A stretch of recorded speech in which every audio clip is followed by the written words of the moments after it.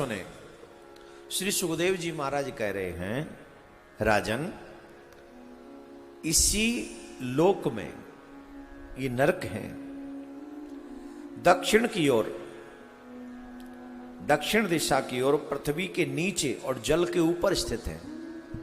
ये नरक कहां है? पृथ्वी के नीचे और जल के ऊपर, दक्षिण दिशा में। जिस दक्षिण दिशा में हमारे पितृगण निवास करते हैं, बड़े ध्यान से सुनेंगे, जहां हमारे पितृगण निवास करते, अग्नि पृथ्वी के नीचे जल के ऊपर, इसी दिशा में अग्निस्वान आदि पितृगण रहते हैं।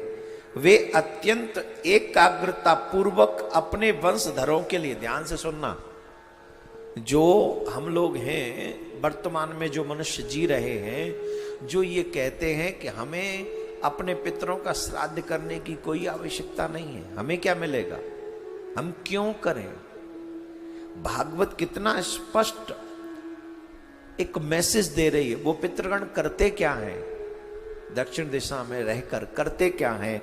बोले वो अपने वंशधरों के लिए मंगल कामना किया करते हैं। जो हमारे वंश में उत्पन्न हुए हैं वो मंगल में रहें, उन्हें कोई असुविधा ना हो, वो कोई परेशान ना हो, वो दुख में ना हो, वो कष्ट ना पाए, ऐसी मंगल कामना दक्षिण दिशा में बैठे हुए हमारे पितृगण करते हमारे लिए।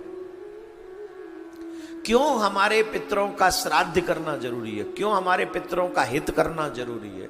क्यों हमारे पितरों का पूजन करना जरूरी है? ये सुनिए, इस बात से पता चलता है। एक शब्द है, अपने वंशधरों के लिए मंगल कामना करते रहते हैं। कौन है तुम्हारे लिए जो तुम्हारे घर में मंगल कामना करता है इन प्रेजेंट टाइम में? कौन है? और पूरी जिंदगी उन्हीं के लिए लगा देते हो तुम लोग, उन्हीं के लिए पूरा जीवन आप लगाते हो। लेकिन जो आपके लिए प्रसन्नता के लिए, मंगल कामना के लिए अपना जीवन वहां बैठकर, पितृलोक में बैठकर भी ये कहते हैं हमारे आने वाले वंशधर सब प्रसन्न रहे, उनके लोग श्राद्ध पक्ष में भी हम लोग कहते हैं क्या होगा, हम गया छोड़ तो आए। अरे भाई, जो लोग बार बार एक ही प्रश्न कर रहे हैं कि हम गया दे आए, गया हो आए, याद रखिए, गया में श्राद्ध करने के बाद भी जब तक जीवन रहे तब तक पितरों का श्राद्ध करते रहो। क्यों भाई, ऐसा क्यों? बोले बताओ, गया में प्रमुख देवता कौन है? हैं? बताओ कौन है? स्वयं विष्णु भगवान। याद है हम लोग वहां गए थे मंदिर में, वहां कथा की थी हमने, एकदम वहीं पे जहां सब चिताएं जलती थी, सामने दर्शन होता, हर दिन 4-5 चिताएं जलती थी उसी नदी में। हम लोगों ने, सूखी नदी है वो, वहां कथा की थी और सामने ही मंदिर था।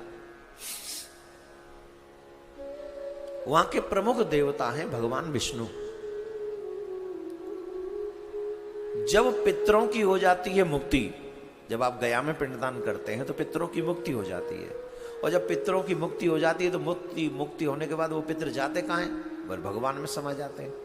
तो भगवान में समा जाते हैं तो बोले फिर जब हमारे पितरों की मुक्ति हो जाती है उसके बाद भी जीव श्राद्ध करता है, तो पितृ बनकर भगवान ही हमारी उस सेवा को स्वीकार करते हैं।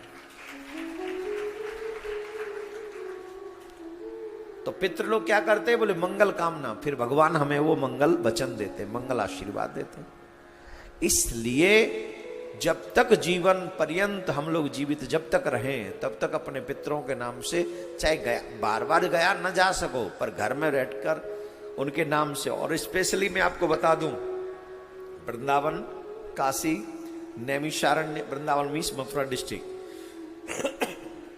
नैमिषारण्य, हरिद्वार, केदारनाथ, बद्रीनाथ, द्वारिकापुरी, रामेश्वरम, गया, काशी इत्यादि प्रमुख तीर्थों पर किया हुआ श्राद्ध पितरों को विशेषतः प्रसन्न करने वाला होता है।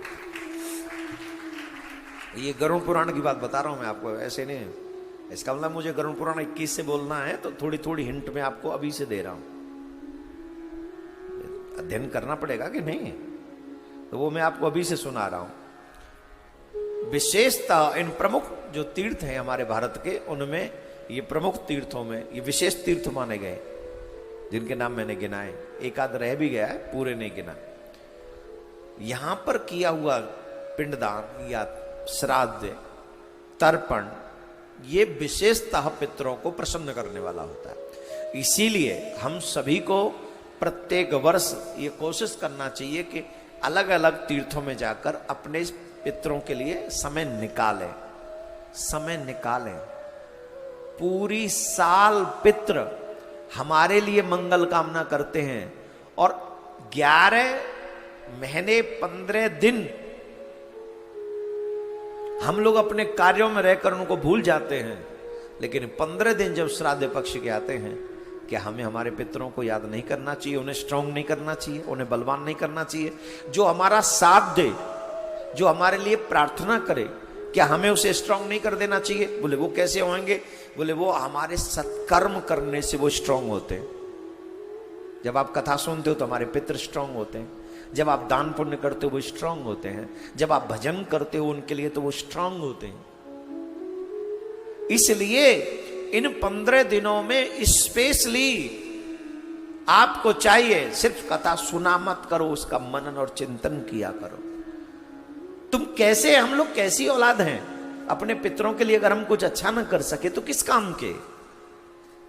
कल्पना कीजिए हमारे मरने के बाद हमारे बच्चे अगर ऐसा ना करें और जब वहां जाके हमारे साथ ऐसा होगा कि हम फिर प्रार्थना कंटिन्यू करेंगे? क्रोध आ जाने पर यहां भी अगर बेटा तुम्हारी इच्छा पूरी ना करे तो यहां भी तुम्हारे हृदय से बद्दुआ निकलने लग जाती हैं, तो पितृलोक में क्या होता होगा? पितृलोकों को ताने मिलते हैं पड़ोसियों के, देखा तुम्हारा बच्चा तुमको आज भी याद नहीं कर रहा है। कैसा बुरा फील होगा। इसलिए